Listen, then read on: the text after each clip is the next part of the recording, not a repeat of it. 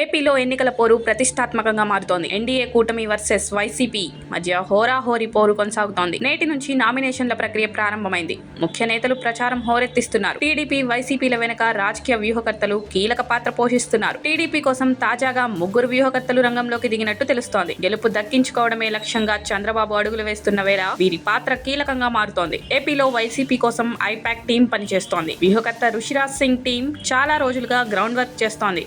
ఎమ్మెల్యేల మార్పులోనూ కీలకంగా పనిచేసింది. ఇప్పుడు జగన్ తో సహా పార్టీ నేతల ఎన్నికల ప్రచారం పైన ఎప్పటికప్పుడు నివేదికలు అందిస్తోంది. సామాజిక సమీకరణాలు, ఎన్నికల్లో చేయాల్సిన మార్పులు, అమలు చేయాల్సిన సూచనలపైన సలహాలు అందిస్తోంది. ఇటు టీడీపీ కోసం రాబిన్ శర్మ టీం చాలా రోజులుగా వ్యూహాలు అందిస్తోంది. కొద్ది నెలల క్రితం ప్రశాంత్ కిషోర్ ఎంట్రీ ఇచ్చారు. ప్రశాంత్ కిషోర్ ప్రస్తుతం చంద్రబాబు కోసం పనిచేస్తున్నట్లు బెంగాల్ సీఎం మమతా బెనర్జీ సైతం నిర్ధారించారు. పీకే వ్యూహాలను టీడీపీ రాబిన్ శర్మ అమలు చేస్తోంది.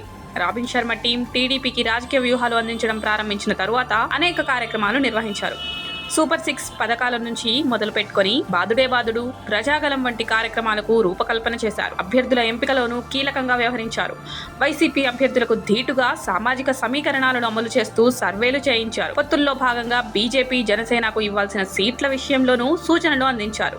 అయితే రాబిన్ శర్మ సూచనలకు భిన్నంగా చంద్రబాబు కొన్ని నియోజకవర్గాల్లో పార్టీ అభ్యర్థులను ఖరారు చేశారు. సర్వే నివేదికల ఆధారంగా మార్పులు వస్తుండటంతో ప్రశాంత్ కిషోర్ సూచనలు తీసుకోవాలని నిర్ణయించారు. తాజాగా ప్రశాంత్ కిషోర్ తాను చంద్రబాబుకు పనిచేయడం లేదని చెప్పుకొచ్చారు. కానీ క్షేత్రస్థాయిలో మాత్రం ప్రశాంత్ కిషోర్ టీడీపీ కోసం నేరుగా పనిచేస్తున్న రాబిన్ శర్మ టీం కు సలహాలు, సూచనలు అందిస్తున్నారని తెలుస్తోంది. ఇదే సమయంలో తాజాగా ఏపీలో పరిస్థితులపైన కాంగ్రెస్ కు వ్యూహకర్తగా సేవలు అందించిన సునీల్ కనుగోలు సలహాలు తీసుకున్నట్లుగా సమాచారం. ఆయన కూటమి నుంచి పోటీ చేస్తున్న అభ్యర్థుల ఎంపిక విషయంలో కొన్ని మార్పులు చేసినట్లు పార్టీలో చర్చ సాగుతోంది. ఇక ఎన్నికల సమయంలో వీరి సలహాలు టీడీపీకి ఏ మేర మేలు చేస్తాయనేది ఇప్పుడు చర్చనీయాంశంగా మారుతోంది. ఇటు వైసీపీకి ఐపాక్ సహకారం అందిస్తోంది. దీంతో వ్యూహకర్తల్లో ఎవరి లక్కలు కలిసి వస్తాయనేది ఆసక్తికరంగా మారుతోంది.